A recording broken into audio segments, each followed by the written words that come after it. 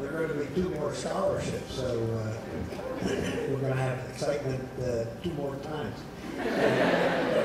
Fabulous. I wish you all good luck with that.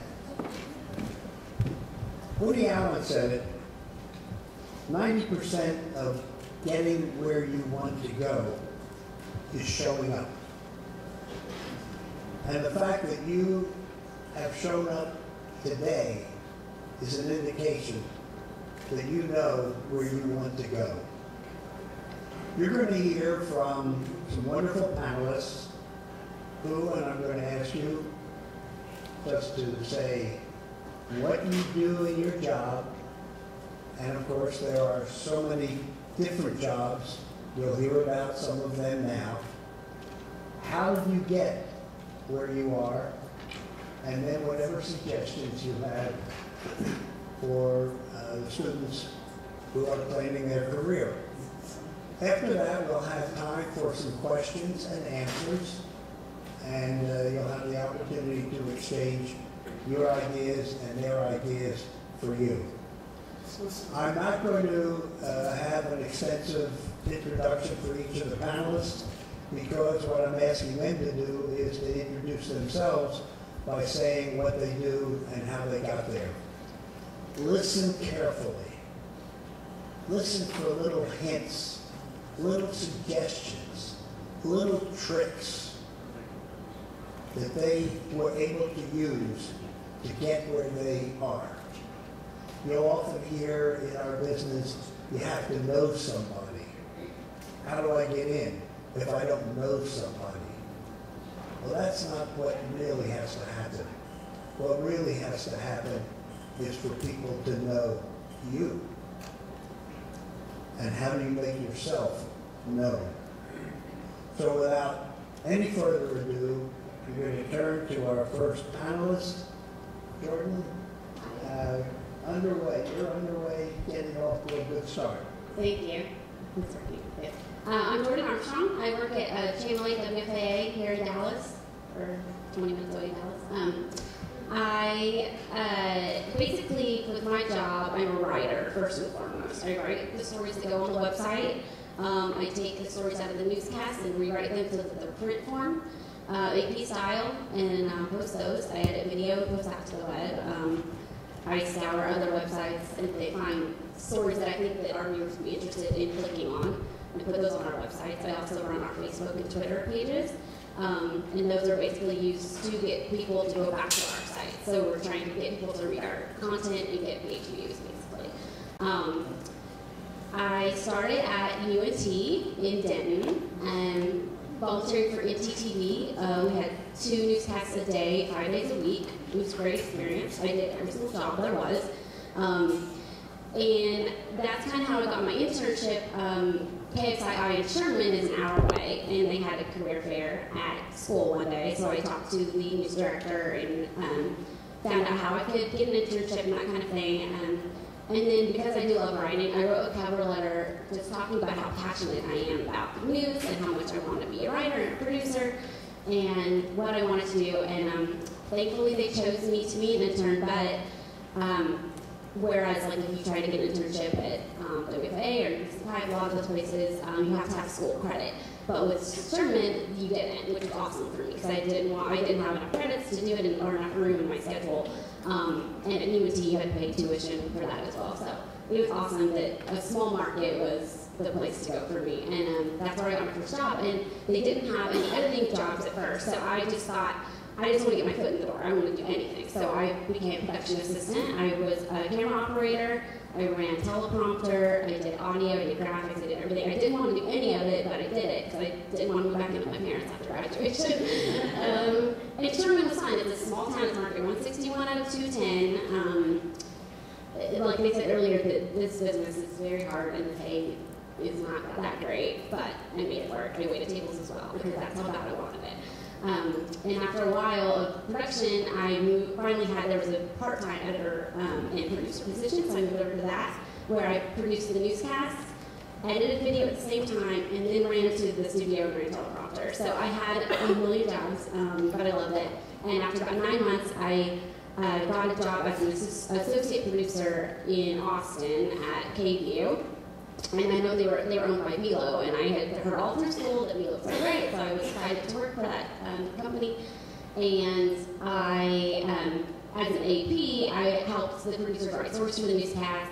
I volunteered to help write on the website.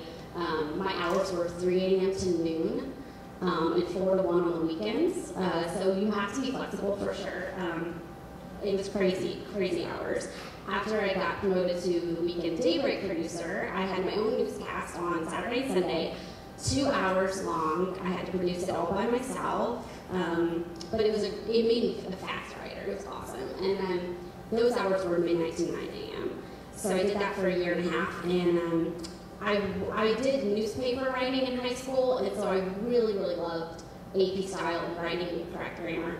So they had a job opening on the website, and I thought, you know what, this is a great opportunity for me to get normal hours and write for the website. So I moved over. I got dayside hours, and I loved it. And after about 2.5 years of that, I got offered a job here at WFA doing the same thing, and it was the same company, so it was a nice transfer, which was awesome. And I would say that I really love my job. I really, really do. The hours are crazy. Again, I work 6 a.m. to 2 p.m., which you think are pretty normal for news, but you're always on call. With the Ebola stuff, I got called at 4 a.m. 3 days in a row. I worked 12-hour days, 3 days in a row. It was crazy, but I loved every second of it. Sometimes they give us free pizza, so it's pretty good. So it was a lot of fun. And so that's where I am now. It is about who you know a little bit. I did know someone at WFA that was good, but also I wanted to work there so bad. My family's in Grand Prairie. I wanted to come back home after 4 years in Austin. That I just kind of emailed the web director and said, "Can I just come up and talk to you?" So I came up in last September, and just came up and met the whole web team and just sat with them in their meetings, and just I knew I wasn't there for a job interview. I was just there to meet everybody. So when they did have an opening in April, they already knew me, and that was awesome. And it helped that I worked with the same company and kind of already worked with them a little bit. So there's that, and then I would say for advice, I would say internship. It's very important to have hands-on experience. For my internship, it was great that I already worked at NTTV. That was basically like having a job in the business already, so that helps a lot. And you can put that on your resume. And even at NTTV, I helped produce a Spanish language magazine show, which got nominated for a Lone Star Emmy, so then I have that on my resume. And it's really cool because I hadn't even graduated yet. So a lot of that is just hands-on experience. No job is too small. If the only position available is to be a production assistant, do it. Because I think that I learned so much from doing all of those other positions that it has helped me become a better producer. And also, I guess just be flexible, because there will be crazy hours. You will probably work overnights when you start out, but it's a lot of fun. There's a lot of people in small markets that are the same age as you, so you build relationships. And I have friends that I worked with in Sherman who are now across the country, which is really cool because it starts there and then it just spreads. So that's it for me. Thank you.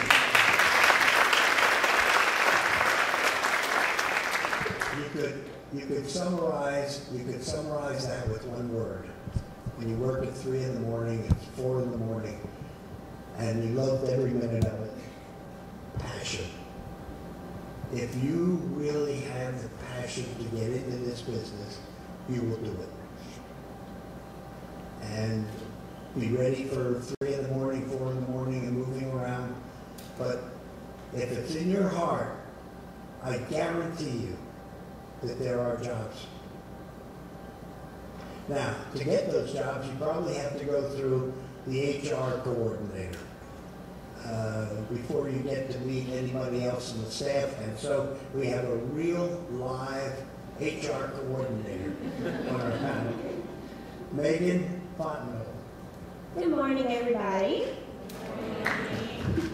My name is Megan Fontenot. It doesn't look that way, but that's how it is pronounced.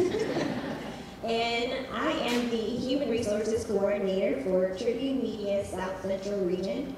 Prior to joining Tribune in June, I worked 2.5 years for the state of Louisiana as an HR analyst for their Department of Public Safety. And basically what my job entails is I basically handle the administrative side of the human resources department. That's basically posting any open position that we have, forwarding those resumes to the hiring manager so that they can initiate interviews and then make a hire. I also serve as the gatekeeper of the preliminary proceedings there are to hire an applicant. So basically, running background checks, drug screenings, I-9 verifications, anything that a manager and a new employee needs to know, they basically come through me. I also serve as an advisor or a consultant or a partner to my station, just basically providing advice in recruiting, employee relations. A lot of people have a misconception that human resources, our HR department, they're the FBI, they're Homeland Security, they're TSA. Although I am from Louisiana and I do have a very spicy personality, just like I like my food, I am not going to go through your bags every morning when you walk in the news station. I am there to be your partner. I am there to make sure that everything in the station goes smoothly. So that's attaining talented individuals to come to our station and also retaining them. Retention is key to any successful organization. So you may ask, how did I get here? I actually kind of started out in the same position that you guys are. I majored in communications and I had a concentration in public relations. I received my bachelor's degree from the Southern University in A&M College in Baton Rouge, Louisiana. It's a historically black college and university. And you're probably wondering, okay, how did you get from PR to HR? Well, I graduated in one of the worst times that a college student with absolutely no experience could graduate. Does anybody know what I'm referring to? I'll give you $1. The dreaded recession. It was a very trying time. So with the recession hanging over my head like a dark cloud, raining on my senioritis parade, I made the decision to go straight from undergraduate to graduate school. Now, I always knew that I was going to eventually go to graduate school and get my secondary degree. However, I thought it would be a little bit later on in my career. However, times had changed. So one thing that I had to learn to do, I had to learn to adapt to my environment. And with that, I went straight to school. And because of the recession, I learned that it didn't discriminate against anyone, regardless of how old you are, your skills, your degree, who you knew. No one was safe in a recession. So I knew that I needed to make myself more marketable. I knew that I needed to have a backup plan. So the degree that I chose was a Master of Public Administration. And for some of you who may not know what an MPA is, it's basically the cousin of an MBA. It deals with management, but it basically caters towards the public sector instead of the private sector. And so I chose this field because, like communications, there were numerous concentrations. So I dibbled and dabbled in every concentration, from economic classes to finance, healthcare management, grant writing, nonprofit, and human resources. And it was with my first HR class that I developed a love and an understanding for this field. And since I was on the Diversify Yourself train, I picked human resources because it's so broad. There's recruiting, there's talent management, there's training and development, talent acquisition, benefits. I could work anywhere, and the icing on the cake was that it's universal. Everyone has an HR department, from private sector to public sector, from a school system to a hospital. Everyone needs HR. We're the backbone of any organization. So I knew that that was a safe way to position myself to a successful career. So after graduation, I couldn't find a job again. I literally applied for 7 months. I applied to so many positions, it is unbelievable. And when I look back 3 years into my career, I look back 3 years, and I am so grateful for that time. I am so grateful for the feelings of defeat and rejection, because it has made me into the person that I am today. When I decided to stop attending my pity party and to research this career, how can I get into this career with no specialized degree? I have a related degree to this, no experience. I learned everything that I needed to learn from research. I didn't know anybody. I took it upon myself. How should I word my resume so that I can be marketable to an HR department? What do I need to do to make myself stand out? And that's one of the key things that you will need to learn. I know you're getting ready to get out of school and you think that your homework days are over. They're not over. You need to research everything. You need to research the station. What do they cater to? What do they do? What are all these jobs encompassed of? You need to research resume tips. How can I write a proper resume? You need to research how to conduct an interview. You need possible interview questions that an employer is going to ask you because you always have to be prepared. Come up with your own questions to ask them. Take that initiative. Let them see that you are eager and that you are hungry for this field. Let them know that they would be cuckoo for Cocoa Puffs not to hire you. You have to view yourself more like a marketing campaign or a sales campaign because you are really selling yourself to these people. So you need to be prepared. So just another word of advice that I can give you is to just set goals. You need to have goals. And not just any goal, you need an attainable and a feasible goal. You need to come up with a plan to reach that goal. And like Jordan said, you need to intern. We cannot stress how important an internship is. Take it from someone with 2 degrees. That classroom knowledge, that's all nice, it's all fine and dandy, it's great to have a foundation. But it is no comparison to the hands-on experience and overall knowledge that you are going to receive from actual hands-on training. And basically, be confident. It is key. You need to be able to confidently convince an employer that they need you, that you will be an asset. And all of that comes from proper preparation. Now, I'm not one to sugarcoat things, so I'm just going to give it to you really real. It's not going to be easy. The plate of success is not handed on a silver platter. Sometimes you have to go in the kitchen and do the dishes. Heck, sometimes you might even have to sweep and mop the floors to do it. Don't let it deter you away from your goal. Get a mentor, network, intern, get some experience. Know that you can never stop perfecting your craft. And the last bit of advice that I can give is to learn to receive criticism and feedback, whether it is constructive or just detrimental, hardcore, hurt your feelings. Learn to decipher between the two and use that to your advantage. If your director is saying that you need to sharpen your skills in a certain database or system, make it your duty to devote at least an hour a day in that system getting better. And that's all the tools you need, so thank you.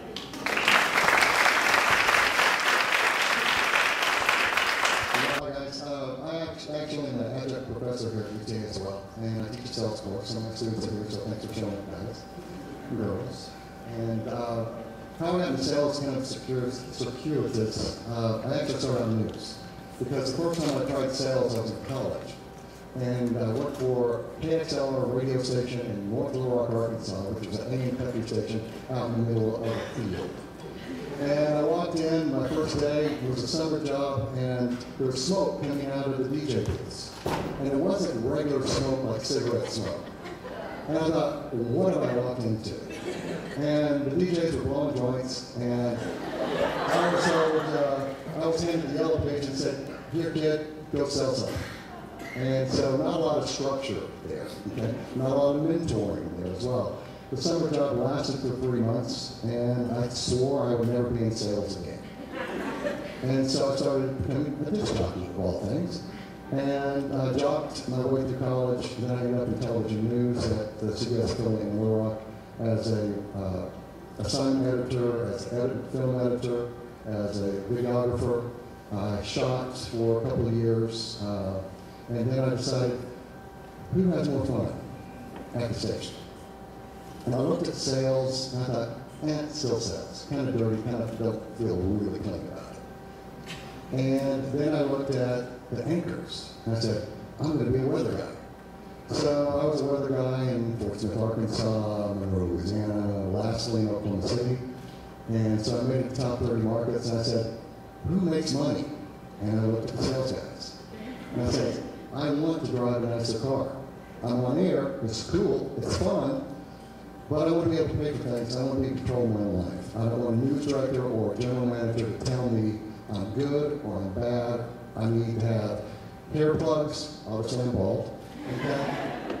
And so I said, I'm going to be in sales. So I got into sales and started off in radio sales, worked my way into TV sales. And I did it by doing things that nobody else wanted to do. When I came to Dallas, Fort Worth in 1992, somebody handed me the yellow pages and said, here, go sell something. And I looked around the room, and I looked at the salespeople, and they all make money, and they all wanted nothing to do with me because I was a new guy. And so I went where nobody else wanted to go. I drove to Fort Worth. Okay? It's real simple. You drive down the road, go call on people who have not been called on before, and ask them for their business. That's sales. It starts with detective work. 70% of what I do is detective work. Who are you calling on? Why should you call on them? Why do they need you? And can you get in front of them? It's a tough thing. One of the students, Jason, is interviewing with our radio group. We had a source interview last week. He had a very difficult time getting in front of the HR group. Persistence breaks down resistance. And that's what you have to do to be in sales. Because whatever you want to do, you want to be able to pay for your kids in college. Okay? I worked my way through school. Okay? You want to be able to put a roof over your head. And what I discovered about sales was, it's not a slimy profession, but I thought it was 35 years ago, because it was depicted on WKRP, in Cincinnati, where the sales guy was a radio sales guy in a plaid coat that was kind of just out for the money. What we do, I learned, is we create jobs for people, not in our station, in the businesses that you work at today. A good salesperson and a good advertising person can help people hire more people because they make them more successful. So they can pay for their kids' colleges. They can put food on the table. They can give somebody a job. That's what sales is to me in advertising, and I hope it can be that for you. If you have any questions, please ask me.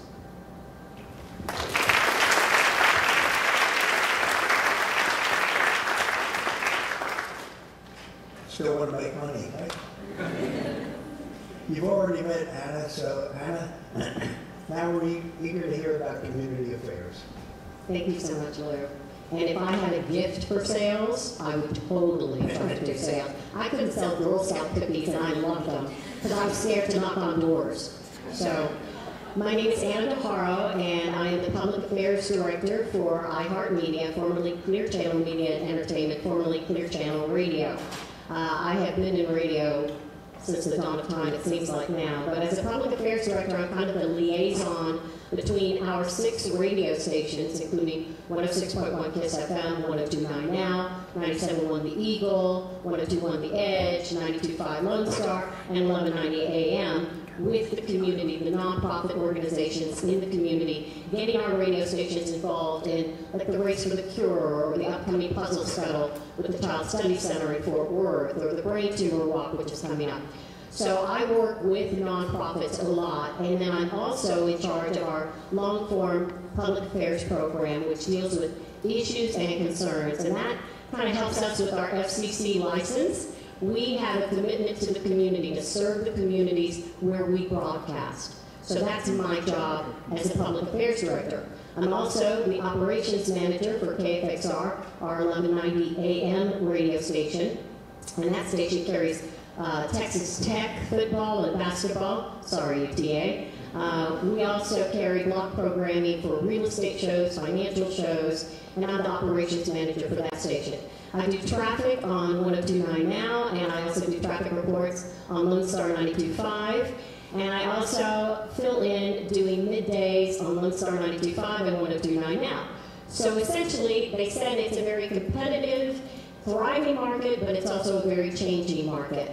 I do a little bit of everything, and our former president and market manager, J.D. Freeman, who moved to San Francisco, told me at one point in 2009 when we had layoffs, we laid off around 200 people on Inauguration Day. When Obama was being inaugurated, our company was laying people off across the country.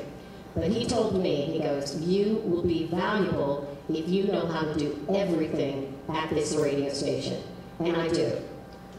I've been known to do traffic in the morning on 106.1 KXAS, do middays on Lone Star 92.5 immediately following that, and then do traffic on Lone Star 92.5 in the afternoon, while still taking care of our AM station, and I'm also in charge of all of our part-time board operators, and I have several UTA students who are currently working for iHeartMedia. So what do you take away from that? Is that competitive, thriving, changing market you need in radio to know how to do a little bit of everything, and no job is too small, as Megan said, and that's been my philosophy.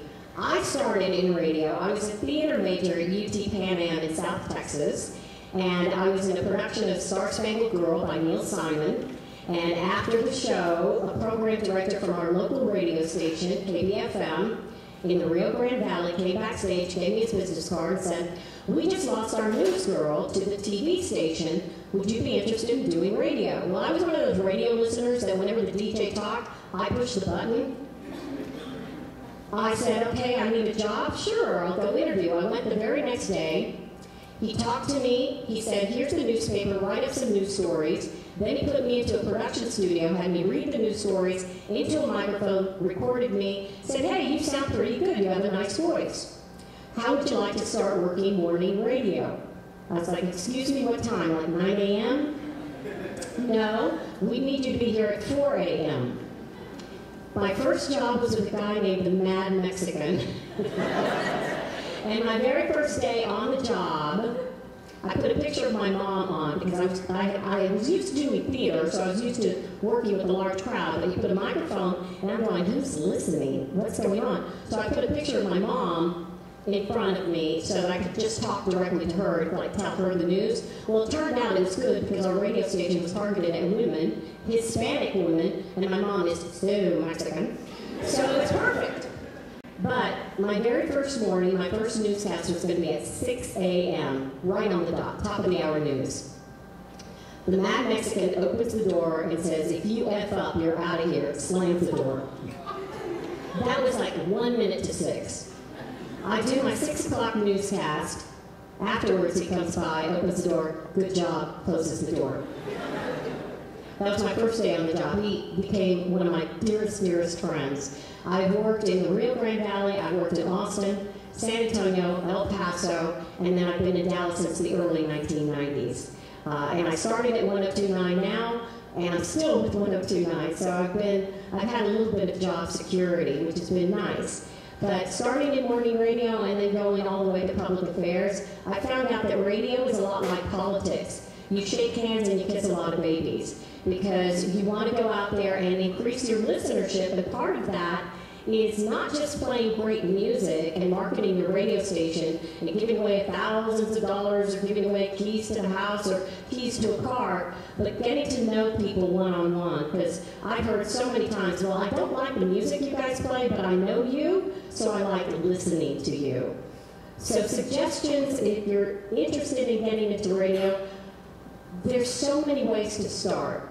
Internships is key. We have hired so many people just because of internships. And they were great interns, and then they started working with us part-time, and then they ended up with us full-time. The other thing is networking. I just talked to one of our board ops, and he was just got a job with the competition, but it's a full-time opportunity, and we didn't have a full-time opportunity for him. And I always tell our board ops that are working part-time, you know, my goal with you in this job is for you to learn everything possible with this job so that you can go across the street, if you have to get a full-time job so that you get those benefits, you get that good pay, and so that you can move up in your career. He was telling me that the way that he got his job was through Twitter. He started networking through Twitter. How many of you are on Twitter? He started reaching out to people that he admired in the business, whether on radio or in television, and would start like replying to them, would tweet back if they had a comment, or he would say something and then they would tweet back. He started commenting. He loves sports, so he was always making comments about sports, about the Rangers, about the Cowboys, the Mavericks. And he said that because of that relationship that he built up through Twitter, he got his foot in the door and was able to get a full-time job. So Twitter is key. Also, don't think that you're immediately going to be on the radio. I've had so many people start with us and it's like, when can I be on the air? When can I be on the air? It's like, learn everything that you need to, and then see what kind of opportunity. Show that you're hungry. It's like, hey, can I job shadow so-and-so? I'd really like to learn production. Can I job shadow in morning drive so that I can see how they put on the morning show? Have that fire in the belly. Be willing to learn everything that you want to learn. And just to show how our business is changing, I was telling Kathy Saunders earlier, when my mom and my dad first got married, my mother had never been to Dallas, and my dad brought her to the state fair. They had just been married a little over a month, and he brought her to the state fair of Texas in Dallas. And my dad's nephew, my cousin, who's at that time 24 years old, was working early morning radio at a station in Fort Worth called K-Box. His name was Tony DeHaro. And my mom says that he woke up at 4 o'clock in the morning to go to work. And that she turned to my dad and she said, God forbid that any of our sons go into that line of work. Well, she has a doctor's son and she has an accountant's son, and she has a daughter who went into radio. Back then, nobody thought women would do radio, so just to show you how much the business has changed. Thank you all very much.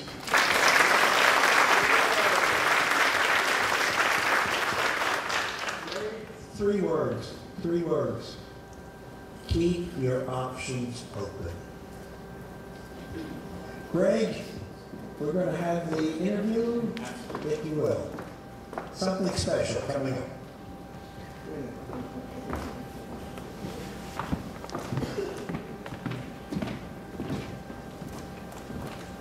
Jessica, here we go. Everybody say hello, Jessica Kennedy.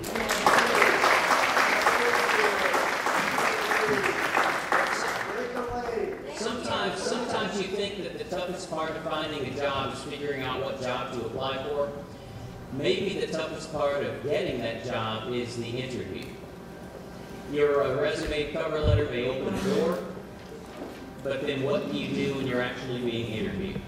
You'll notice in our program that Tom Crespo, the news director at K10 in Denison, was scheduled to do the interview this morning. You never know what happens in business. So he has sent this morning Rick Springer. Rick is the executive producer at KTEN in Denison. And coming from the Dallas-Fort Worth market, you know that it's what? It's So, tell me about yourself. Oh, there we go. Okay, cool. Okay, so a little bit about myself. I was born in Colombia, and I moved to Texas when I was 10, 11 years old. And it was in high school that I kind of fell in love with broadcasting. I was part of the newscast that we did in high school, and that's kind of what took me to the radio and TV department at UNT as well. And I will be graduating in May of 2015 with my bachelor's in RTBF and a minor in Spanish. So I definitely have a passion for this. My husband, I've been with him since high school, and he's asked me, why do you want to do this? Because it is so stressful, and he's been with me through the whole thing, and there really is a passion. I love every part of it. Even when it's stressful, there's just that gratifying feeling at the very end of it. What is it about the job that you find stressful? Well, just, like in news, I am the assistant news director at North Texas Television and also the executive producer for the Spanish newscast. So just how everything is live, and, you have crew members that maybe don't show up, or you have video that, your VTR people may not have ready for you, and you're about to go on air 5 minutes before, and it's just making sure that everything pretty much clicks at the very end so you can actually produce the product that people see. That's a little bit stressful, but I love it. I love every part of it. So you're interviewing to work at K10. Why do you want to work at K10? I like the fact that it is close. I live in McKinney. I go to school in Denton, and I would like to stay in the area after graduation. It is a smaller market, which I think would give me the opportunity to kind of get the hang of different positions. I am trying to do that at NCTV right now. The more experience, I believe, will help me in the long run, so I would like to do that at the station and get pretty much experience in everything and get my hands on, and as much as I can. So pretty much as I move down and go on to bigger markets, I'm pretty much marketable. You say you want to kind of get into every aspect of the newsroom. What's your ultimate goal as far as where you see yourself maybe in 2 years? What would be your focus? I mean, I don't know specifically 2 years. I know something I love about the career itself is that pretty much how everybody's talked about and everybody that I've met that's in the business is kind of, you start in one area and you can kind of move around and go up to a different area. So I think I like that part of it. I like that. Right now I'm more into the production side of it, but I do a lot more, with editing or, just even getting to TV or direct, that type of stuff. I would like to continue on to that and just see pretty much where the path takes me. But I mean, anything that's more behind the scenes is what I love. Okay, so you're not necessarily interested in being on camera? Right. I mean, I've done a little bit of on-air stuff, but I think 10 newscasts. Yes. And also the news director for the station.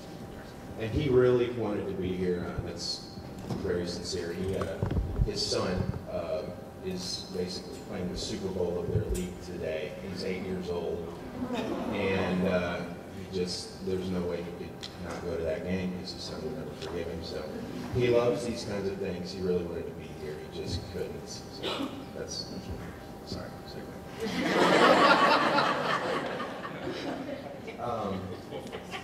So what kinds of projects have you worked on in the past?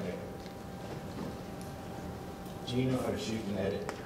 Yes, I've actually taken some more reporter type classes, content development classes. So I did a lot of shooting. We would pretty much come up with our story ideas, our packages, and shoot them, edit them, interview, pretty much the whole thing. So I've done a lot of that. Right now, I'm doing more just the production side of it. So, I have the reporters. I do the Spanish newscast, so I have the reporters. I go do that, but I help them with the content development for that. What would you say is the biggest struggle you come up against when you're doing what you do? The biggest struggle is probably how many things there are to do, how many things there are that you can learn, and it's the time frame that I have to be able to actually do that. I would like to be able to be 100% knowledgeable on every single aspect that there is, because I feel that that's going to be better for me in the long run. But that's probably it. I love the producing part of it, and I would like to have the time to be able to do everything else as much as I do the producing part.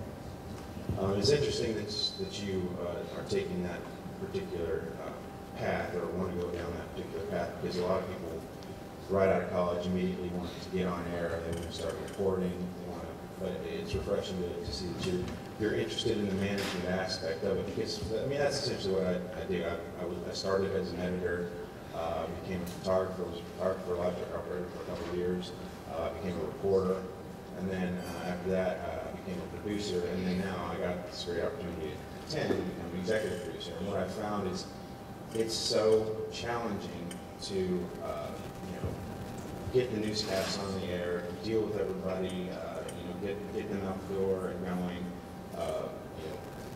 working with production. I'm kind of the liaison between the newsroom and production. And what I found is it really comes, obviously you have to have good general news knowledge, but the management aspect of it really requires a lot of patience and sympathy, if that makes any sense.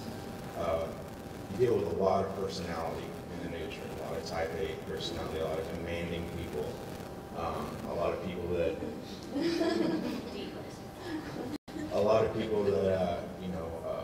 are really good at what they do, are very, very intelligent. And so it's very challenging to interact with those people, convince them that this is the direction that we need to go, explain to them why. But I find that it's very rewarding in that sense too, whenever you can manage a group of 10 reporters, and I feel like KXAS puts a probably marked 100 or lower product on the air, even though we're marked 161. So, but it's the management aspect to me is very rewarding. So it's neat that you want to do that. Since we're doing a news interview here, Why don't you tell me about some of the things that were on the news this morning? Ebola.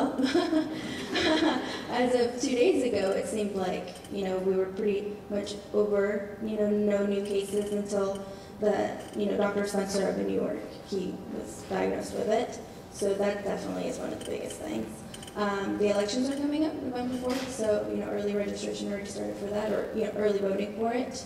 There was that, the 19-year-old guy in Oklahoma that killed his family just for the money, which I thought was interesting. Let's see what else. ISIS still going on overseas. And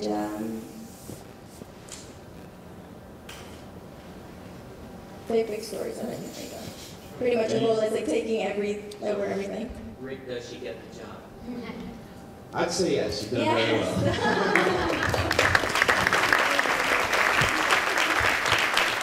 Questions you do have about whatever the job is, whatever the company is, and also be prepared. If you're looking for a news job, you better know what's in the news.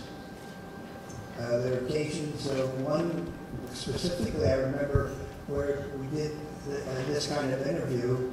Someone wanted a job in the news department, and the interviewer said, who are the senators of your state? And she didn't know. So you've really got to be prepared to make that first impression. Well, we're going to get rolling with the panel again, and I'm going to call on Brian McCall. Hello there. My name is Brian McCall. I'm the manager of production for KXAS NBC5 until window 39. Now, unlike some of the other people on the panel, I've actually always worked in production and didn't leave. I've been fortunate enough that throughout my career to pretty much hold every position in production that you can have, including being a very bad reporter in Florida. But then I also went behind the scenes, some by my own choice, but also by some suggestions of people that I looked up to at the time. My career has been pretty set in the sense of I got involved in production, fell in love with it in high school, went to Trinity University in San Antonio, continued to work there. I've also worked in corporate communications. I've done some freelance work. I used to edit a nationally syndicated television show for children's television show, Jack Houston's Imagineland. I guess one of the things that I advise to y'all is to continue that I would have, just reiterating a lot of the things that has already been told you on the panel. It's passion. One of the things is passion. You gotta love what you do. Whether you make $100 or $100,000, you will learn to live off of it, but you gotta love what you do. And you gotta challenge yourself and make sure you're challenged and motivated in what you do every day. One of the reasons I left a job once, and this is years ago, I was doing a freelance online gig, editing gig, and that session canceled.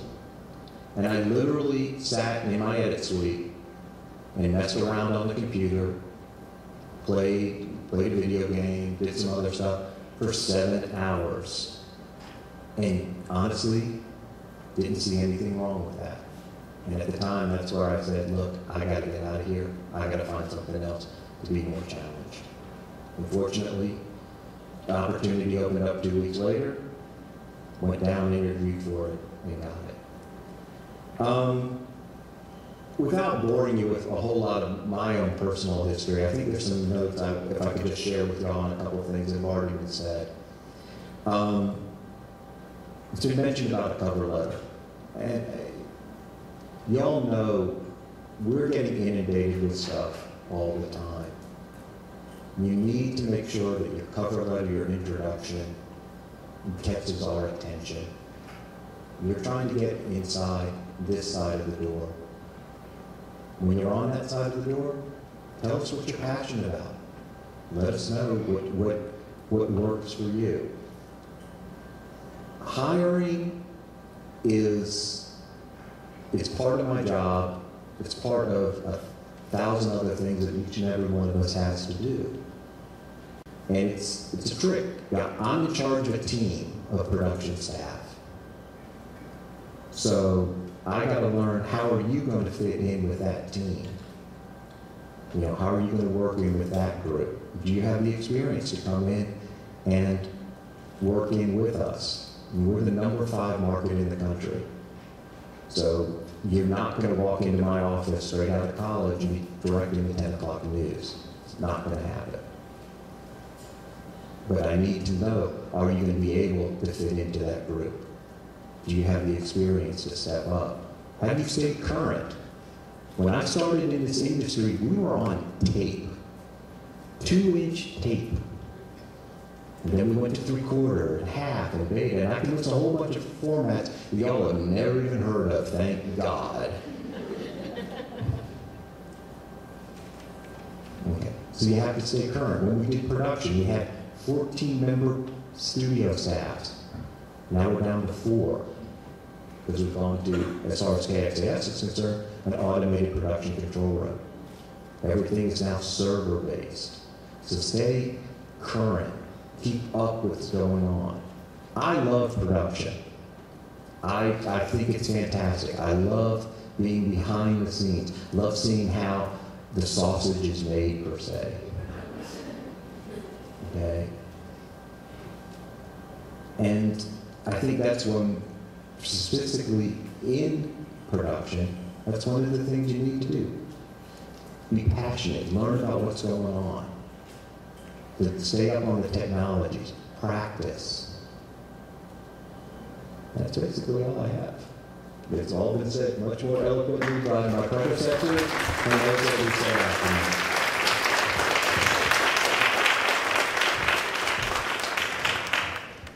We're going to hear about sales again. Yvonne Bryan, tell us your story. Hi everyone, my name is Yvonne Nguyen, and I'm not related to all the other Nguyen's out there. So it's just a very common last name like Smith. So I'm a sales manager at Blvd Network here in our home office. It's in Houston, Texas. But our second channel, there's actually 8 channels throughout the nation, but we are a second channel here in Dallas, Texas. We are having a second channel due to a popular demand from our community here, launching in the mid of November. I'm newbie compared to all of these panelists here that are in the media. I always been in sales, Grant, and loved it, but in insurance. So it's not as exciting as media, of course. How I got to here was my partner and I had an insurance company, and then she got married late in life, and then had children, and then decided, okay, no more of this insurance, and moved on to something else.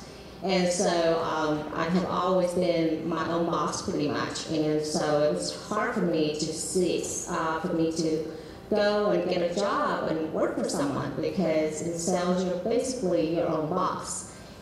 Even if you work for someone, but you are your own boss, because you create the opportunity and your achievement is what you create. And that's what sales is not easy, like Brent said, it's very hard. That's the reality of life. I started, so my mom passed away, and so I needed something else to do with my life and kind of, not do insurance anymore. So a friend of mine was a sales manager at the Blvd Network here, and he was saying, oh, well, there's a sales position open up. Would you like to come and check it out and see if this is something you want to do? And so I came, and I worked for 3 months, as a salesperson. It was very different in media than it is insurance. Insurance, because everyone needs insurance, they come to you. In media or in this sales, you got to go out and you seek people. So it's very different. In 3 months, and I became a sales manager, but it wasn't just, it's through hard work and dedication and perseverance, and a lot of doors close. You know, a lot of people say no to get a lot of yes. So in sales, I think you have to go out and you have to know the business, and you have to study about the business before you go out to know what it is that they need. And then from that, so it's a lot of listening. So you go out, and it's not about the products or the service that when they come out, you come out and they're going to buy right away. It's like you have to talk to them, kind of listen to the other person, the business person, to see what it is that they need. And then you can help them to choose the right products and service for their need. So basically, what it boils down to is that don't let a lot of no's discourage you. If sales is something that you love, and like all the other panelists says, you gotta have passion. You gotta love what you do, no matter what it is. You gotta love it, and so that will help you to overcome the difficult days. Of course, there are days that you know, you go and you visit 5 businesses and no one say yes to you. But you don't give up. You go back home and you kind of like, yes, you do sulk, but then you regroup, kind of like see why didn't it work. But like I said, you know, with anything, it's just a lot of hard work and perseverance, and just have the passion, the love, and it will work out.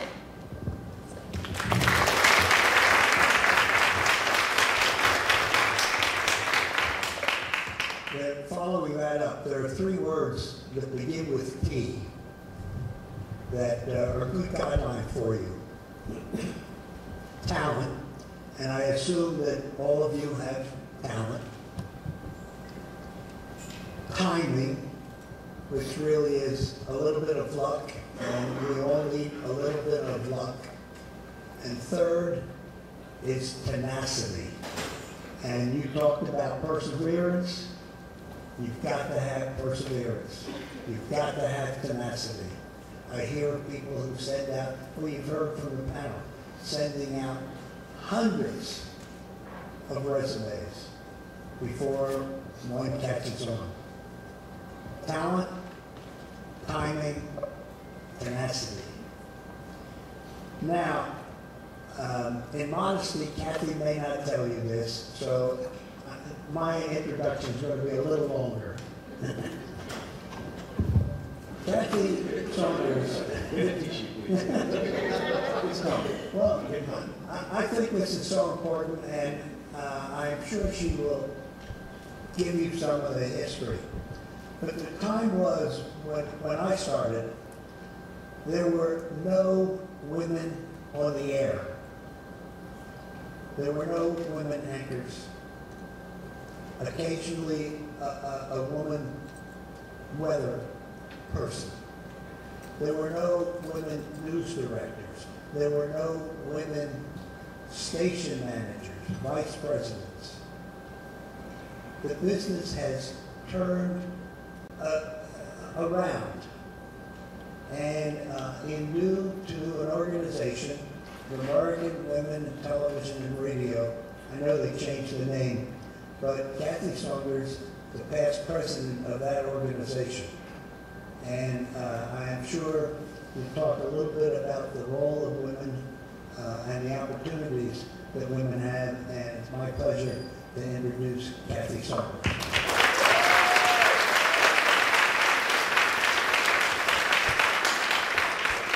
Thank you very much. First first of all, full disclosure, I'm a very proud graduate of the University of... Thank you very much, guys. Good morning. Let me tell you first, I've been in the industry for like 14 years, and all this time, all these years, I'm always been under woman management. It has been great. I love how we run this business. The relation has been great, and I look forward to do it. So, yes, time has changed.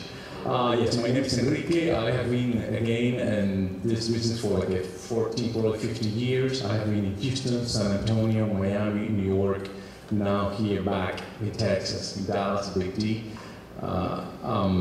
The last job that I had before this, it was from 3 in the morning to 12, so my wake-up time was like 1:30 in the morning.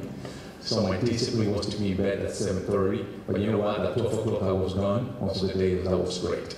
I have been preparing some notes with the beautiful help, the beautiful angel that we have around here that helped me also in the station. And I would like to go through my notes since I'm a Cuban and a leader I can talk forever, and we don't want that in here. So I was putting myself in a position of what would you like to know about our business? What about the first job? What about the salary issue? What about the regular mainstream media versus or aside from the new blog and you know, just social media business? Is that profitable? Is the media business, you know, social media business really a niche, or is only a launching pad for future career? All that. So I have put aside like four topics, 4 points that probably may be interesting for you. You have to understand that I don't know exactly the stats right now, but some short years ago, while I was doing a research for an event like this kind of, I remember that every year we have like 30,000 back then, probably 4 years ago, 30,000 students nationwide coming out from communication schools. Of course, as our colleague Toby has just said, we don't have, the industry is not going to support 30,000 positions out there waiting, and great positions waiting for you with great markets and great salaries. So you have to be able to design yourself exactly where you want to go and how you're going to accomplish it. Internships is really, really important. Internships give you the option not only of knowing exactly how this media or my news business work, but also if you would like to redirect your career or the way or your efforts when you are out of college, exactly if is that what you want, news, production, sales, management, human resources, all that. So you need to know also that in a great deal of times, interns becomes employees in the operation where that internship has been taking place. I have been a witness of that. I have helped interns to become regular employees, so it works. Internship is important. It gives you reality to the 4 years of college or in college. So you have to take internship as one of your main or the first option in order to keep forward in your career. You need to know that, you know, news operation or news stations most of the time do not go out hunting for prospect like you. You are the ones that most of the time going to be, you know, getting into our business just as knocking doors, events like these, community fairs, every single moment that you realize, you know, either by web or by, you know, word of mouth, that any brand like NBC, like Telemundo, like Fox is outside doing any kind of specific event. If that's what you want, you need to be there to put your name in there. The way of you doing it, you have to sell your name in a very diligent and disciplined way, not arrogant, not in a way that you are really pushing over and over and over for something that you already say it, because that feels gonna really, it's gonna be immediately picked by your possibly or future superiors. So, not abusive in the process, but diligence and discipline. Second point, I have to be able, as you're advising, you have to be able to sacrifice. That means a lot of stuff. It's not a cliche. It is not, you know, like a cheesy phrase. It's a proven fact.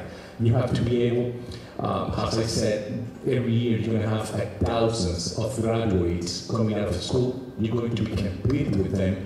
Some of them I'm going to be getting those postings, not you or not some other. So why don't you aren't one of those select guys to get the post? So you have to be able to sacrifice. For example, sacrifice nowadays means working as a one-man band, going to smaller markets, humble salaries, yes, at the beginning, and yes, relocation. I have seen and I have talked with a lot of students that they don't want to move to New York because New York is the center of the world, or they don't want to move from Miami because I'm a Cuban and Cuban living here. Well, that is really hard, you know, for you as a just graduated student to get into the market if you are not able to put your mind in all those categories. Smaller markets, one-man band, you got the benefit, most of you, out of college, you are not only news-driven, you know, kind of a graduate, but also you are into production, you know how to edit, you know how to do a lot of stuff that back in my years, it didn't happen that way, so that's a benefit that you have. And on top of that, a lot of you guys are bilingual, so that's very, very important to, you know, to get into the plate. Able to sacrifice. There is a bunch of Sunday party that you're gonna miss. There is a bunch of birthday party that you're gonna miss. There is a bunch of barbecue Saturday night that you're gonna be missing. There is a category of life that we do, which is breaking news. Breaking news means a lot of hours. There is a lot of markets in which you don't get overtime, in which you get only calm days if you get them. Most of the time, you never get them for a bunch of reasons, most of them because of work, timing, and all that. And also, you're going to witness people growing on your side, probably smarter than you, attractive than you, people that have boss ear for a bunch of reasons, and there's nothing that you're going to be able to do about it. The only thing that you have to do is just keep on going, grow a pair, and you know, there's no other way of doing it. That is important. You will find a lot of stuff in this business that you may consider unfair. Then there again, there is nothing that you can do about it. Plan B is good, Plan C is good, but that part of the story is probably when you are already into the market. Will Smith, probably you have read that, has something really, really interesting, which is the Plan B is always, you know, in the way or avoiding me to reach my point I or my Plan A. So you have to keep that. The Plan A have to be your priority. And when you're out of a college, that's really, really important. You will learn how to fight a war, which bullet to use, which bullet to put on a side. It's not a matter of being a rookie. It's not a matter to be a beginner. It's just a matter of the circumstances, and that's gonna make you just. My other colleague said, the person that you are tomorrow. So how my day look like? Well, my day right now, the schedule that I have, I'm with the guy. Now I'm covering today because, you know, tonight, most of my colleagues, probably they are in Houston, just expecting to bring home the Emmys. It's taking place, the Lone Star Emmys tonight in Houston. So I'm doing the show also. So most of you are going to be seeing the station this afternoon. But pretty much, my hours go from 2 o'clock to 11 p.m. My break go from like a 6:15 to 7:15, depending. When I get in, I record brief. I go to my editorial meetings. I start writing a big chunk of a newscast. I can anchor my show with my colleague Norma Garcia. I record more teasers. We do post-mortem meetings, then break, another meeting, more writing. Sometimes I log and record a small in-house package, and then I got the 10 o'clock show, and then another teaser for midnight and early in the morning, and then another post-mortem, and then home like after 11 o'clock at night. That is beyond being calling earlier, breaking news, special assignments, segment, many other meetings, return calls, emails, social media updates, and so the day goes really, really fast. So before I done all that, and we have been talking about passion, and we will talk about that. In my morning, during my regular duties, during my chores, whatever, I'm also hooked to news, cable, independent, right, left, blog, you name it. You have to be hooked to it. Yesterday, we went around in my son's school, and there was around a bunch of red ribbons, and I said, my wife went and said, no, it's a tribute to DAA agent Kiki Camarena. I said, well, Kiki Camarena, North Dallas, he wasn't from here. So I went to the web and I realized about the campaign, the Red Ribbon Week has been founded for years and all that. And my wife said to me in the test, you have to do it, right? You had to do it. You went down. So that's the attitude. That's the feeling. And when I woke up in the morning, and the weekend, I'm hooked to my computer. I need to know what's going on in the world. So my wife has to stop thinking that I'm flirting on Facebook and stuff like that. No, that's not the issue. She realized that I really has a passion. It's not a cliche. It's not like, wow, you are pretending. No, I really need to be updated on what's going on.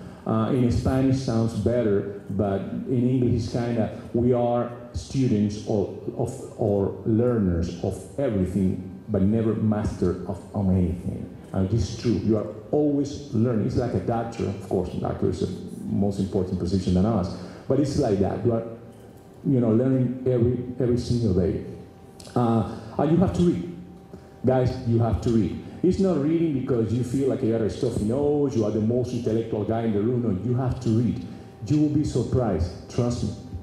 Mr. just said it. You will be surprised in this business how many journalists do not read. You will be surprised how ignorant they can be in a meeting, and that's bad. That's shameful. That's shameful, and that's the difference that you're gonna make in this industry, how savvy you are in what's going on. Yes, if you are not an editorial position, you're never going to become an expert, and that's a given. But as a journalist, you have to be able to know what's going on. Yes, now we are with Ebola, and then in a week we're going to be in election, but what's going on with ISIS right now? What happened? What happened with that scandal and Fast and Furious? What's going on with Eric Holder? He's still in the office, he's out, the new guy is in. I mean, all that stuff, you have to be on top of on all that. And you have to read. If you got a discussion about Bush, about Obama, about Hitler, about Che Guevara, you have to be able to support. Not to win the discussion, not to win the war. You have to be able to season your discussion with knowledge. And of course, you are journalists, guys. You are new journalists. You are communication experts. So it is your duty to be very well informed in what's going on. Finally, how did I make it? I'm not gonna make this story long. I did not a lot of doors. I was defeated. I was humiliated. I was terminated. My wife was the one who was telling me, you need to be focused if that's what you want to do. But then again, I'm a Libra, so it's a little bit like, well, what's going on? So a whole sort of philosophical and existentialist reasonings, went through my mind. The first job that I held in this country, it was delivering pizza at night in Pizza Hut and putting trash away in a conditioning company. But actually putting trash in away was it means to put the trash inside the can and then jumping like a monkey inside because the owner of the company didn't want to pay for another round on the truck. And then from there, I went to do an internship for free for 7 months, expecting to get a gig. And during that internship, I remember the recording in-house package. And I remember at 6 o'clock knocking doors with a Pizza Hut in my hand and my boys on a hell package, on a criminal package on that TV running at that time of the hour. That how amazing, my process of growing was. So that's basically the way it was. My English skills, as you can say, they are really, limited. So my window was smaller in order to be knocking doors. So that's what I have to redirect my intentions and my strengths in a very specific segment. Directors and general managers, they look for a lot of things in a candidate. Sometimes, depending the moment, depending the personality of those persons. Sometimes no, depending. Sometimes they only look for some specific scenario. So you have to be genuine. You have to respect yourself in the way that you're putting your name, your personality into the business. Big salaries may come to you, but never is going to happen right off the bat. Never is going to happen right at the beginning. So don't be a fallen dreamer. So be realistic. One advice, and it's an advice that in my case has worked. Some general managers, some news directors do not like them that much. I have never had a problem with them with this issue, but get an agent. Agents are important. An agent collects from your salary like probably 6% to 10%. depending if you get a job and they negotiate the business for you, depending if they get a job and they negotiate it for you. So, but I am a very bad negotiator, so agents most of the time get a little more of money, so that's the money that you're going to be paid then, so it's not going to hurt that much. It's important. They know about networking, they got contacts, they get your name, and they give you the possibility, they open your eyes like, you know what, depending your experience, your personality, the reaching the moment that the industry is going through, it's really hard for you to get in the 10 first market. You need to go to a smaller market. So that's very good to know. They know legal, they know business, they know networking, and their duty avoid a lot of drama in the process, you know, of being hired and all that. So guys, don't be afraid, be persistent. Again, passion, guys, passion. It is not about fame, it's not about TV, it is not about Mercedes-Benz, BMW getting laid, it is not about any of that. It is not. It is about the business that you like to do. I had like probably 3-4 options when I was a kid. Most of those careers relate internal journalism, sociology, political science, those weird careers that you don't make any time out of it, but it's just what you have either. I wouldn't know how to do really in reality. For me, it's really hard to mind myself doing some other stuff, either sales or accounting. Really, that's what I like. I think that I got a lot of gasoline to use and to keep. So at the end of the day, guys, if you get into this business, you have to be responsible. You got to be so responsible with you, with the industry, with the society, with the viewership, with you, and with your pillow. That's the only thing that matters at the end of the day. So thank you very much.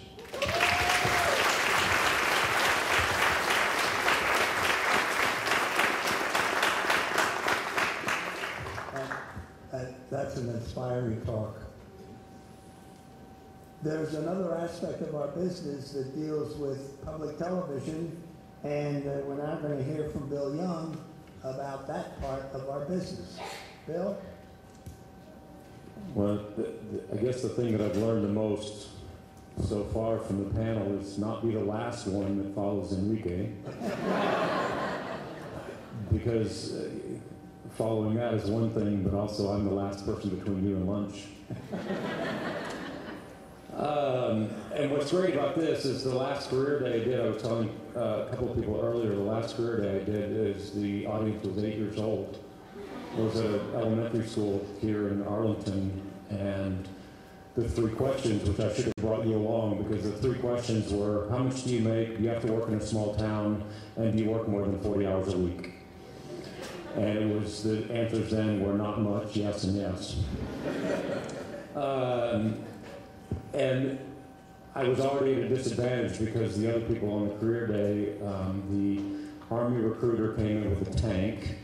There was an Elvis impersonator, and the fireman had a fire engine, and I was already 3 strikes against me because, and then it turned out the greatest thing was that everybody loved the fact that I knew the person who was the voice of Arthur.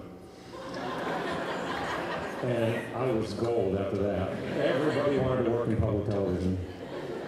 So I guess that's part of, if I can convince people today to consider public media, public television, public radio. I'm going to resist because I'm not sure I want to know the answer. How many people either watch public television or listen to KXT or KER 90.1? Okay, just raise your hand even if you thought about it.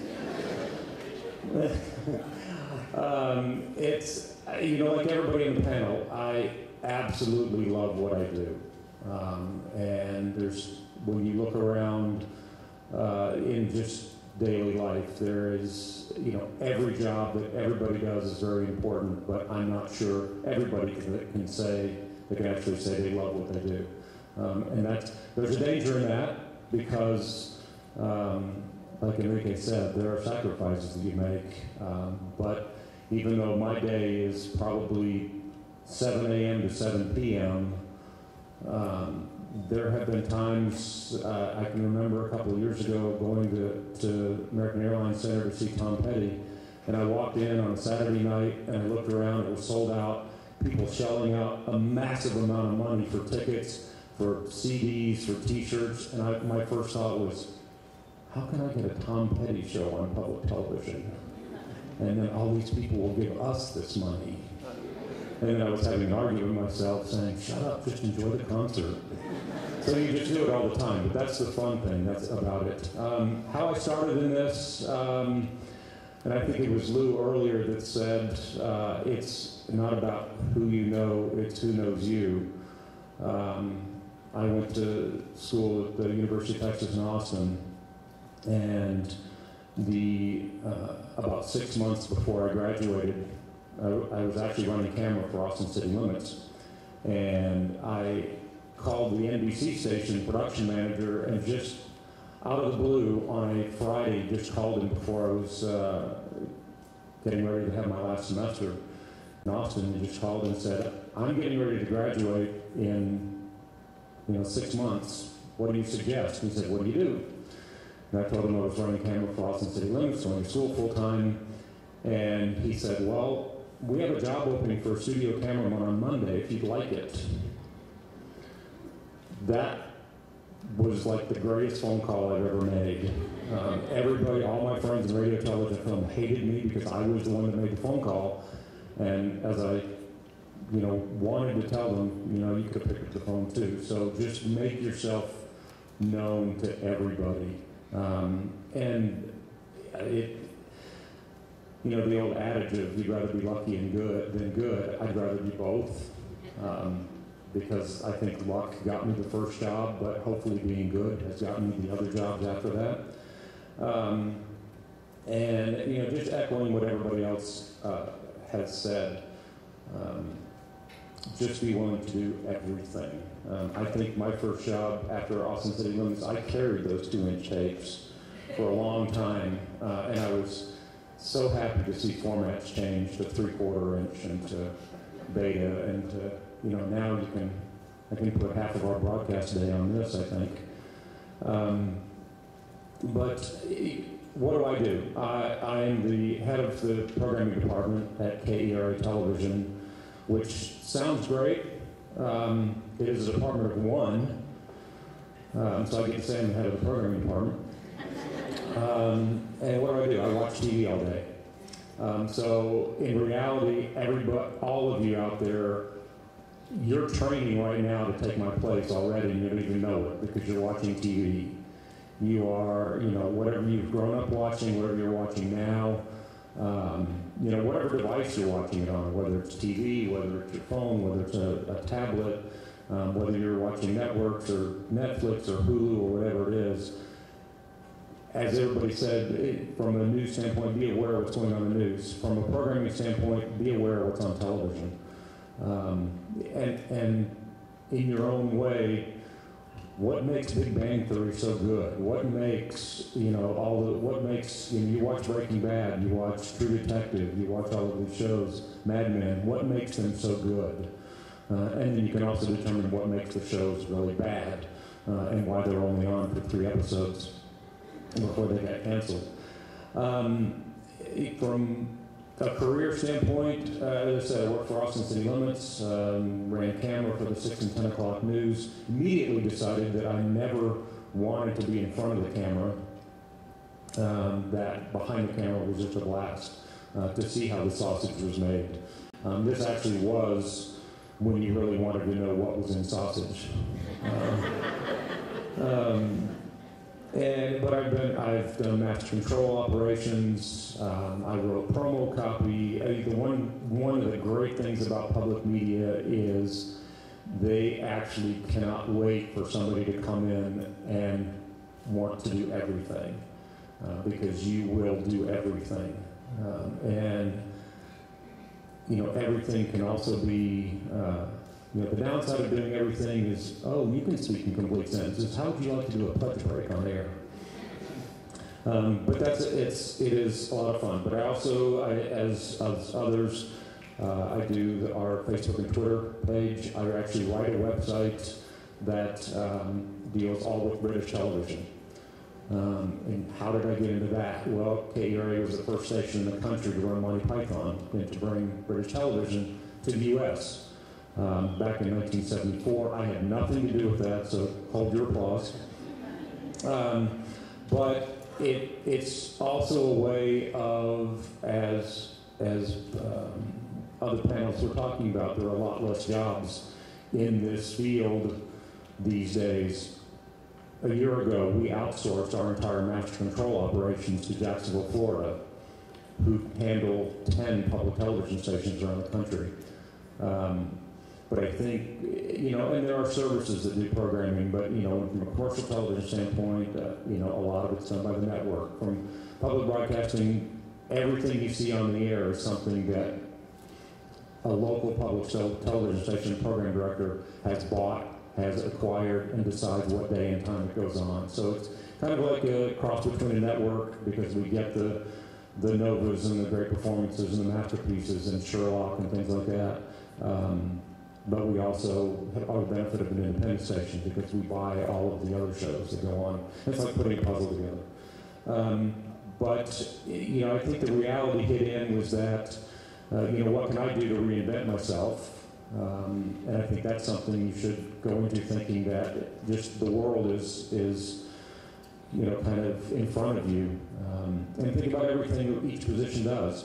The website that I write was kind of a how can I engage audiences more than just the fact that we run British comedy on Saturday and Sunday nights, because there are a lot of places you can get British comedy. You can get it, from, and there's going to be a point, the BBC iPlayer will probably be here in the U.S. There's Hulu, there's Netflix. But how can I engage audiences? I've had the benefit of doing a lot of shows for PBS on British comedy, so I knew a lot of the people that were in the shows, the people that wrote the shows. So being able to interview them and bring that back to viewers who love these shows, and just give them another avenue to enjoy the programs, and maybe they have a different insight that they're not going to get if they happen to watch on any other device.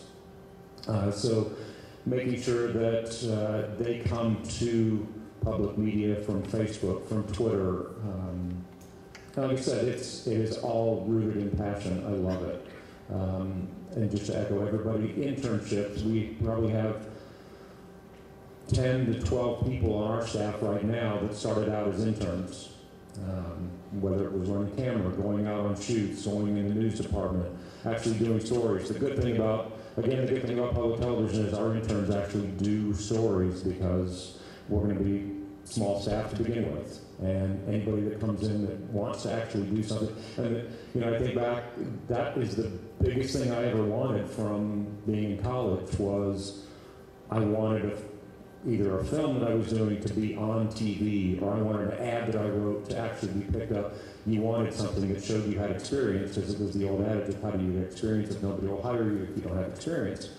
One of the things that everybody will step away from an internship with us is you have radio stories that you've done, you have web material that you've written, maybe a film that has run, a short piece that has gotten on the news. All of our radio news reporters now, they know how to shoot a camera because they're doing stories for the web. So every story that we come at, and I'm sure it's not unlike every station on the panel, if you're in radio, you're automatically going into a news story and you're thinking, how can this fit on the web? How can this fit on TV? So it's a great thing internally for us is to have 2 radio stations, a TV station and a website that we run, all under one roof.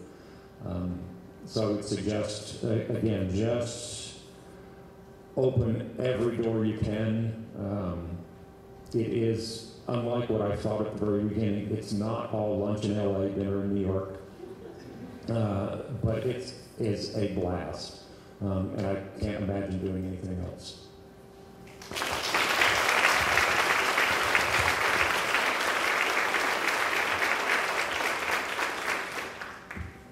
Persistence is more important than talent. If you want it enough, you can make it happen. And that's what you've heard from all of the 9 panelists. If you want this enough, you can make it happen. Now, we're going to have questions and answers. Dick, come on down, you're in charge. But before that, I just want to say, This has been the most awesome panel that we've had, and we thank you. It's just been great, and it's been a great contribution to everyone who's here, so thank you very much.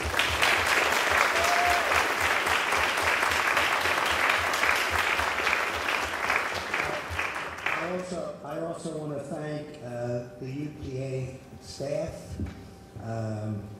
Alfred, Pamela, the volunteers, the stage crew, everyone has contributed so much to make this just a great day. It's not over, but it's my last chance to thank everybody. And to Dick Block and to Greg Pitts, a special thank you, because these two guys really make it happen. And Greg is over here and Dick is over here, so thank you to both of you. Now for some excitement, the questions and answers. Open to all of the panelists, and Dick, you're gonna handle it up here. Okay, we'll do it up here. Who's got a But then microphone? you're gonna come Who's got a microphone up front? right here, okay? So you just,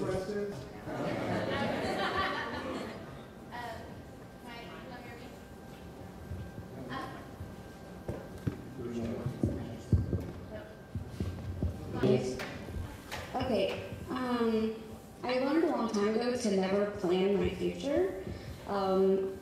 So for right now, I think I love the position that I'm in. I'm thinking about doing, management in the future, but I've also thought about going into PR in the future. Even I think that writing press releases is really fun. I also would love to have a travel blog, so it would be cool to work for Southwest Airlines or American Airlines since there's stuff up there.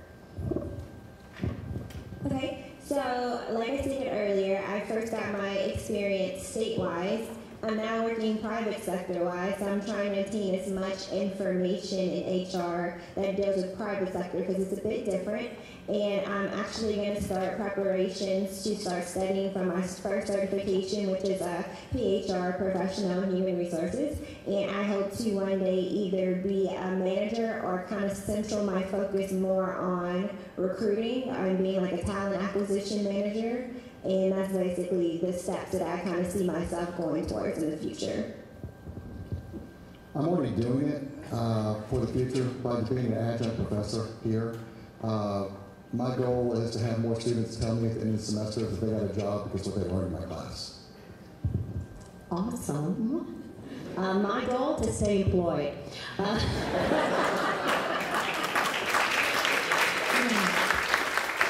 I'm doing what I love. I really am passionate about being a community affairs director. I enjoy working with all the nonprofits. We have so many amazing agencies that are trying to make an impact on our community. And so every morning, if I have to wake up at 4 o'clock in the morning, or if I get to wake up at 9 o'clock in the morning, I'm excited to go to work and do my job. I love radio, so as long as I can stay employed, I'm good. Ditto. That really is what I'm trying to do, and also trying to succeed as new projects are put in front of me. For those of y'all that will get the opportunity or want the opportunity to come over to the stations and look at the 2 sets that you will be seeing, that was pretty much my life for the last year and a half, is going all the way through from the initial design to the actual full implementation of those sets, which I think came out pretty good. So that's it. To continue to help get TV Network to expand more so that we can help the Vietnamese American to keep up with the current events and everything that has to do within the community. Well, I'm also doing it. I consider myself extremely fortunate to be working in this particular market, which is so dynamic and so growing, and I think will continue to. But I had mentioned earlier about the IP world as it relates to engineering, and anyone with a production background is probably looking at it and understands it a lot more than I do, but I think in the next couple of years, that will be an area that I personally am intrigued with. Again, I'm not an engineer, I can't do any of this stuff, but hopefully I can understand it better. Okay, guys, my line of work is really challenging. Sometimes you're here, sometimes you're there, so it's really hard. So I have learned with the times not to focus myself in a long-term plans. In reality, my plans is in a more shorter way. And with the responsibility that I have right now, I have been in this market, specifically in Dallas, for only 3 months. We have a big competition in town. So for me, right now, from the next month and from the next few or short years, it's basically about ratings, about the community tuning in at the newscast hours over anyone else, about branding, about ratings. So with that, I got a lot of stuff in my hands, and that keeps me out of goals that probably is a little bit more challenging, and goals that really goes aside, with different scenarios that I don't have control over. So the now, the then, my first duty, the reason why I came, that's gonna keep going for a great deal of time, from now on. I think that I'm obviously doing what I love right now, but within that parameter is how can I continually challenge myself? How can I not become complacent? Long range in this industry is tomorrow in a lot of cases, just how it's changing. So it's what I don't want to become is all of the people that I've seen before me just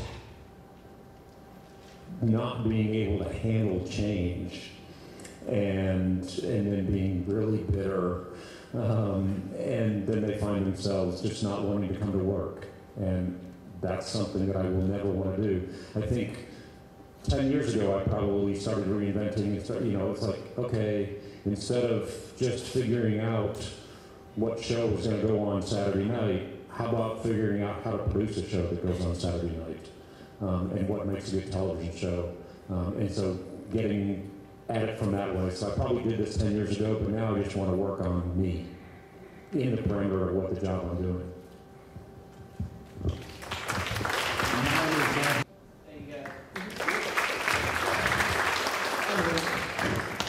Hi, my name is David Klein. I'm a broadcasting senior at University of Texas Arlington, graduating in December. I've actually got 2 questions. I, just like the gentleman who was down here before, I'm an 8-year veteran from the military. I was wondering if there's any sort of competitive advantage for military veterans in this industry. And my ultimate goal is to get an AP job up in Northwest in the small to medium television news market. Is it feasible to get a full-time producer gig in a small market fresh out of college?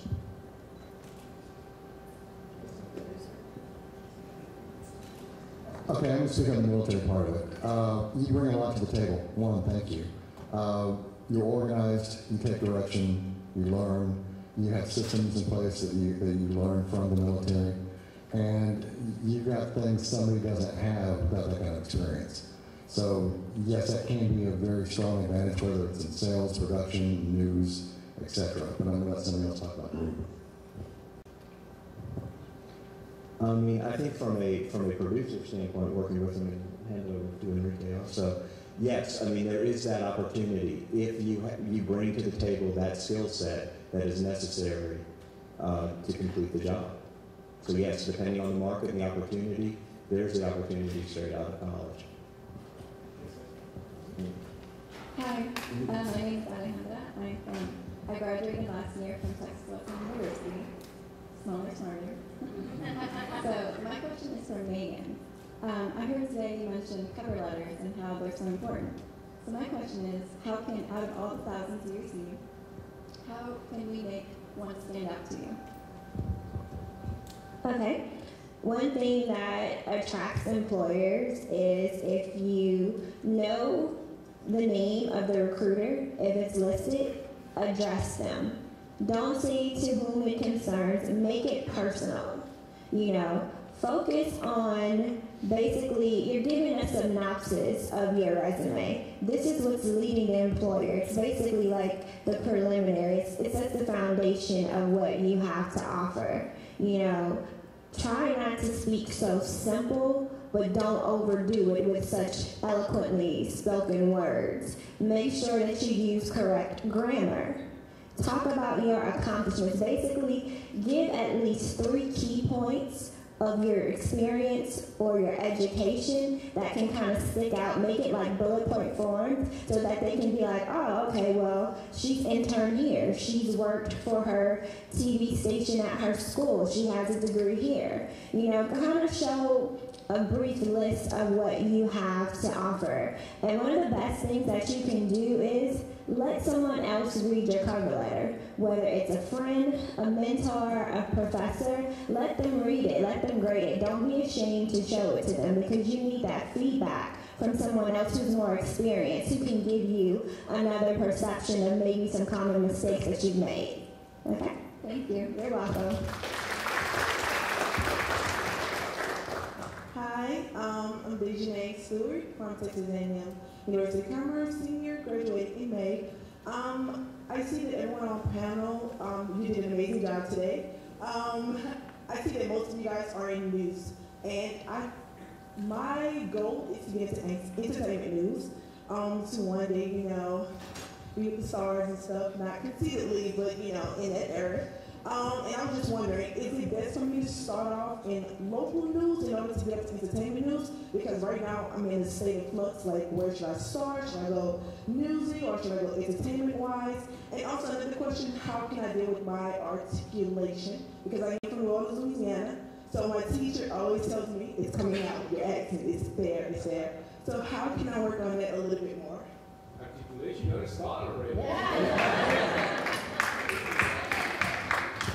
You know what, Dejanay, is you could start in local news and then move on. If I were you, I'd start doing a webcast and do your own thing, you know.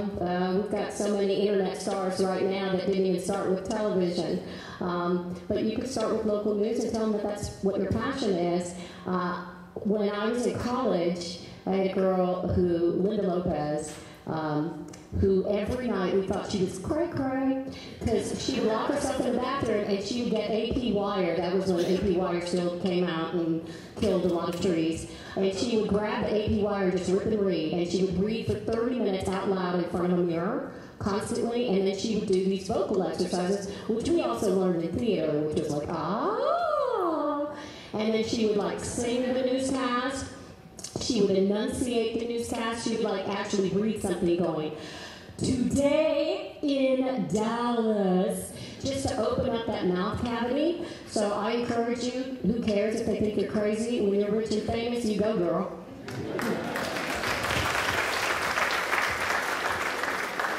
The one other thing I would add, I do think the question about should I start in news or should I go straight to entertainment, a lot of news directors, when they're looking at resumes, and this is the opposite. When they see an individual whose experience is in the entertainment area and they want to come into local news, I think they shy away. So the translation of that, I think the website, or a webcast is a great idea. I would just go straight to entertainment. I completely agree with it. You're super young, so if you're going to put your effort and your time and your hopes in a field, it's a field that you love. I don't know about entertaining anything. I know it's a different platform. I don't know if it goes by agencies. I don't know if it goes by the web world. I don't know about that. But for you now, it's not the moment to say, you know what, has been really hard, entertainment has been really a bitch to me, you know what, I'm going back to news. No. That's going to come eventually, or probably, hopefully not. But your effort in what you like. You are too young, you can invest all your dream, all your energy in what you like, so you get into entertainment. I don't know how. I don't know if you move to some other city, I don't know if you go by agents, I don't know if you go by entertainment. I don't know exactly how the product is sold nowadays, but while using this path, when what you like is that path. So put your effort in what you like, and then you will decide how to do it eventually.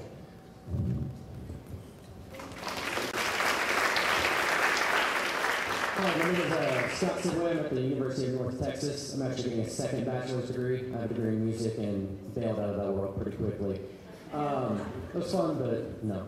My question is kind of on the same lines of that. I'm an aspired sports journalist or broadcaster or play-by-play guy, and my question is, do the same concepts you talked about with entertainment apply to sports? And also, does the fact that I'm getting a digital and print journalism degree hinder me if I do want to enter the radio or television business, even though I am working at KNTU and getting experience as well? Social media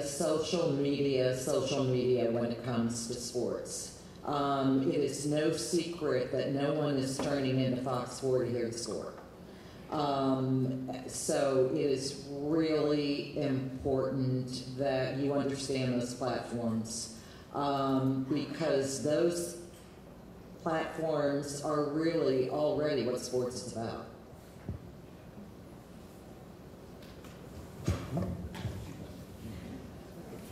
My name is Brittany Sanders. I am a recent graduate from UNT.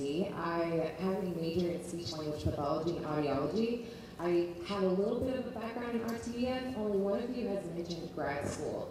And I wanted to know if any other of you have gone to grad school. If not, have you gotten a bachelor's in another degree that has nothing to do with HR or marketing or sales? Maybe speech like myself. I have a degree in theater. I did finish. I started when I was a junior in college, and then I ended up finishing my degree. But instead of 4 years, it took me 5 years. But I did get the degree because my mom said, "You will quit that job. I promised your dad that you would get a college degree." But I had a theater arts degree. I learned everything on the job. I think that you could have a degree in almost anything, but if you have a passion for something and you, once again, that fire in the belly, and you are curious and you want to learn that field, then you can. I mean, Megan said, you know, she just did research. And she went to graduate school. She always dreamed of going to graduate school eventually, but because of the recession, you know, she improvised and went on to graduate school. But I don't know if anybody else have a graduate. And I was lucky to get that theater degree. My minor is in philosophy, and I would like to tie that in with the media because I believe media shapes philosophy. Have your minors contributed to your field of work by any chance? Work has contributed to work. Thank you.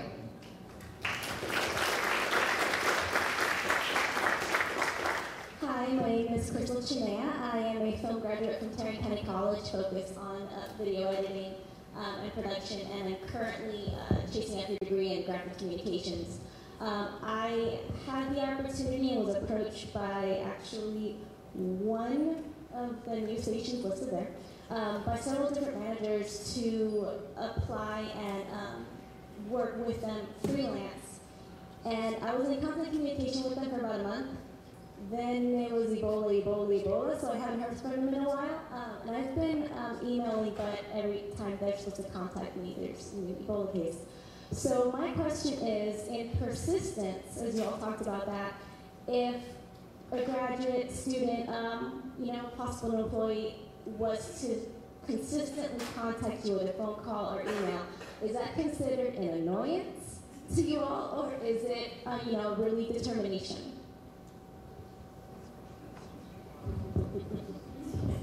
It depends on how you contact them.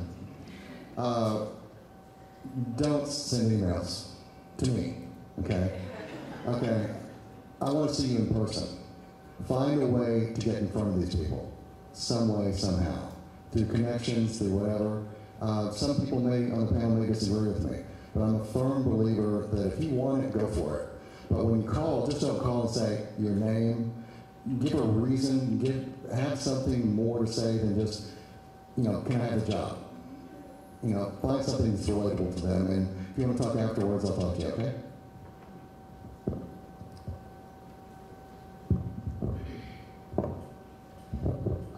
There's nothing more frightful than being in a news director's office, having an interview and looking around and look, back in the days, that they have all these resumes and all these estates. Why?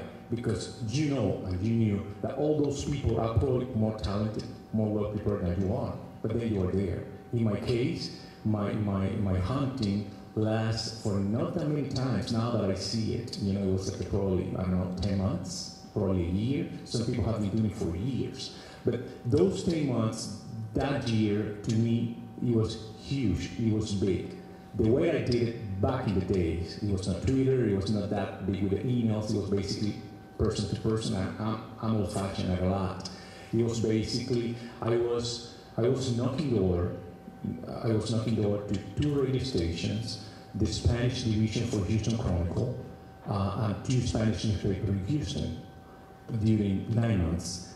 And then TV, I was already into an internship with Telemundo, and then I was knocking doors several times in the local Univision station. All that at the same time.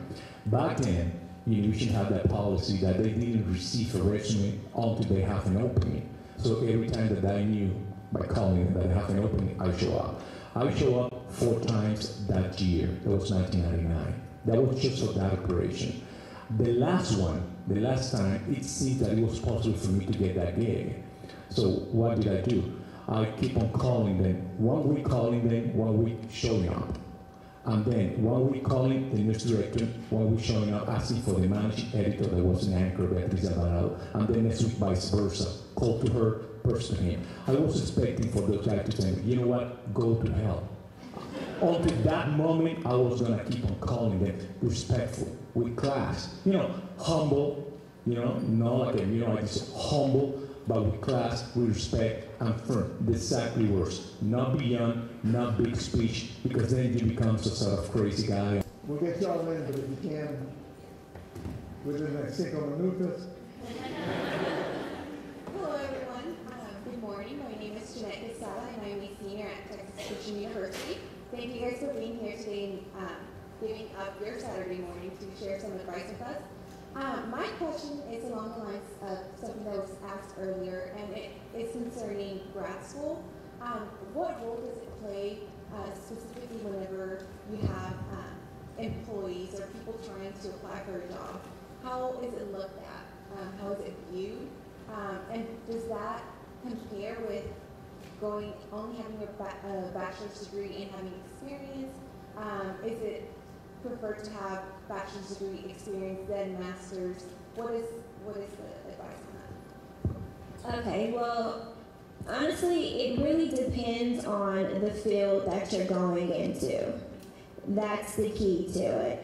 Especially now, since due to the economy, the job market has changed. So basically, before, it was likely for you to get a bachelor's degree, get a few years of experience, then get a master's degree. That would help you to elevate you to the next career level and bring up your pay. However, there are a lot of cases where, like in my position, I can only speak on my position, where I went straight through.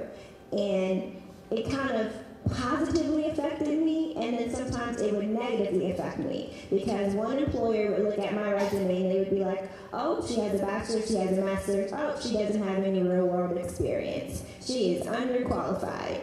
And then I would have someone else look at me and be like, oh, she has a bachelor's, a master's, she has somewhat work experience, I'm not paying her because she has a master's degree. She's going to come to me and think that she's going to start making $70,000 a year. I don't have that in my budget. I'm not paying her. I'm not even going to interview her. So it kind of also just really depends on your field.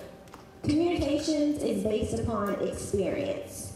And nowadays, that's kind of transpiring into other fields as well. It's nice to have a degree. It looks very good on your wall, on your resume, but it is all about your experience. So get as much experience as possible. If you can get employment first, I would suggest doing that. And maybe if you want to do both, take classes part-time towards your graduate degree while you're getting your experience, I think that would better suit you for the long run. Because it's an investment, and I'm paying for it every month to Sally Mae.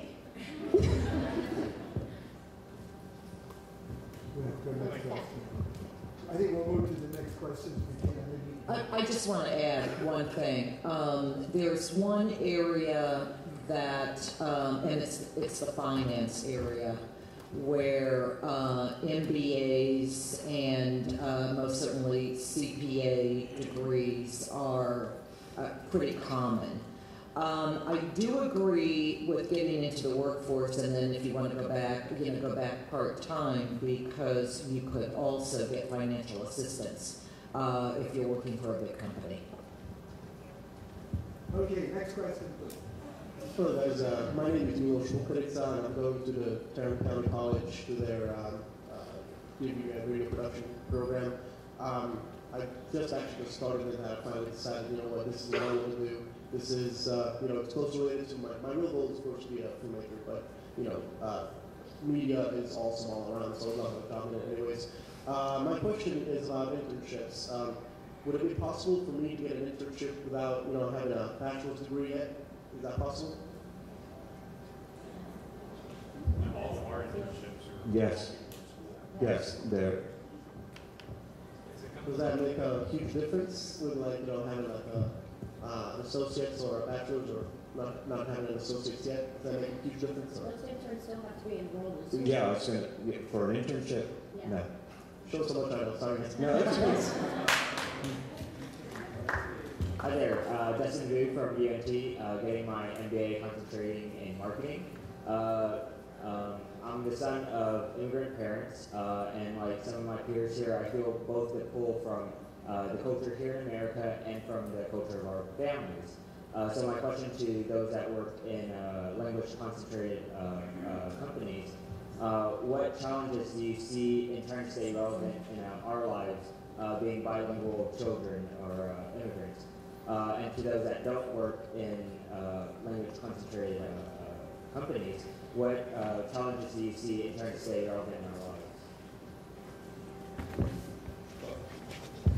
I think you should mention, I mean, it's a plus that you have. Yes, you're here, you probably either came really small or you were born here. So this is now our country. So this is our priority. Our priority is Ebola, our priority is the accident in the corner. So, and all that dynamic is going to consume your whole day. So your mindset is setting on that. So it is not that because you're coming from a different background, you're going to act, or you are pushed to act any other stuff, because what it is what it is, and you do news, I do news. Now, yes, it's a plus. If tomorrow we got a crisis somewhere that has to be with our culture, yes, you're going to be the one called. I mean, when that happens in 2006, that 7:30 at night, Cuban TV said, Fidel Castro's just stepping down. I was the one sitting there from 7:30 to 7:30, 12 hours straight with no voice at the end of the day. So yes, it's a plus in that moment, but that do not necessarily mean that you are, the champ of the room. You're going to be competing. You have to deliver every single day in quality. Either it's a bicultural issue in the news world, or even if you're covering it's part of the routine. I don't think that you're going to be treated differently. I don't think that you have to be treated differently. I shows that you got a responsibility with your duty, which is informed whichever language you're doing with it. Thank you for good questions. We have some cats down here that arrived late for San Francisco. So if you see the University of Santa Clara or the Grand and Glorious Leland Stanford Junior University, which was my alma mater, we're going to give all the hats away. By the way, during World War II, when graduates were applying from Stanford, were applying for commissions to right. They write the full name of the university is Leland Stanford Junior University. It's named after the 16-year-old son who died, unfortunately, of Governor Leland Stanford. And they get letters back and they say, we do not give commissions to junior universities. So, Leland Stanford. Anna, can you come up and we're going to do, well, Anna's coming up, and one of the places that Stanford dislikes most is a place called the University of California in Berkeley, okay? So it gives me pause, and I'm sure my Stanford friends would criticize me for giving you the 4 principles, which are very brief, something to leave on, of the Haas School of Business at UC Berkeley. Really simple, and that's why I like them so much. Number 1, question the status quo. 4 principles. Number 2, confidence without attitude. Number 3, students always, never stop. And number 4, beyond yourself, give to the community. Kind of good, I think. And we're so pleased with this absolutely fantastic panel, and which we can't thank you enough. And now we're going to have the second drawing for the iHeartMedia $1,500 scholarship. And Anna DeHaro from locally from round and round it goes. North, south, everybody knows.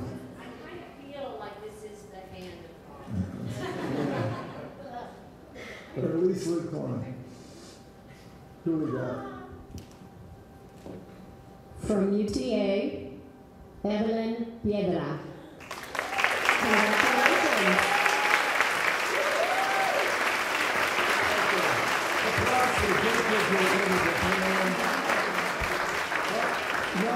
And the job there. Thank you for being a great audience.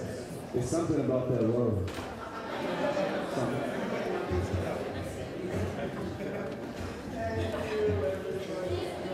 And I'll mention one last thing. Feel free to come up to me if you're interested in learning about the NATPE internship. It is an internship at the annual NATPE conference coming up in January of 2015 in Miami Beach. The best thing that you can do actually is to email me, GPITTS. You'll see great hits in the program, GPITS@NATPE.org.